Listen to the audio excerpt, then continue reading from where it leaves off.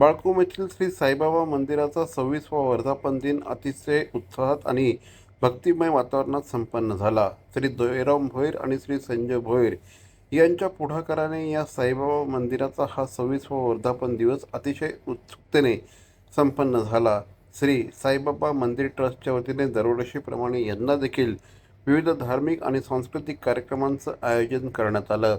5 दिवस चाललेल्या या उत्सवात नवचंडी योग, महाप्रसाद, भंडारा आणि भव्य पालखी मिरवणूक हे प्रमुख आकर्षण ठरलं।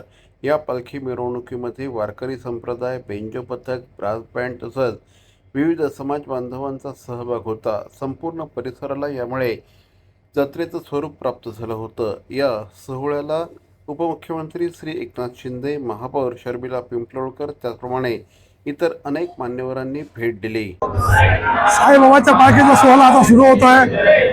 मी सर्व तमाम माझ्या बाळकूवासींना विनंती करतो की कृपया या ठिकाणी साईबाबाच्या पालखीमध्ये सामील व्हा, अशा प्रकारची विनंती करतो। श्री साईबाबा मंदिर ट्रस्ट बाळकूम यांच्या वतीने गेले 26 वर्षापासून बाळकूम नगरीमध्ये साईबाबांचं जे देवस्थान त्या ठिकाणी बसलेलं आहे, त्या देवस्थानच्या वतीने प्रत्येक वर्षी 1 मेला पालखी सोहळा त्या ठिकाणी असतो।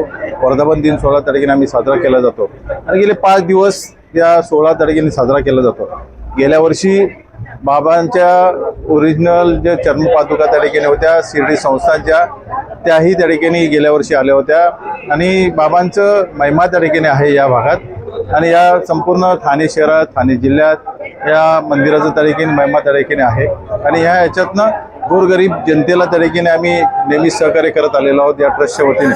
म्हणजे शैक्षणिक असेल किंवा गरीब हॉस्पिटल त्या ठिकाणी असेल किंवा बाकीची ॲम्ब्युलन्स सेवा असेल किंवा बाकीच्या सेवा, या सर्व देण्याचा या संस्थेच्या तर्फे त्या ठिकाणी आम्ही करतो।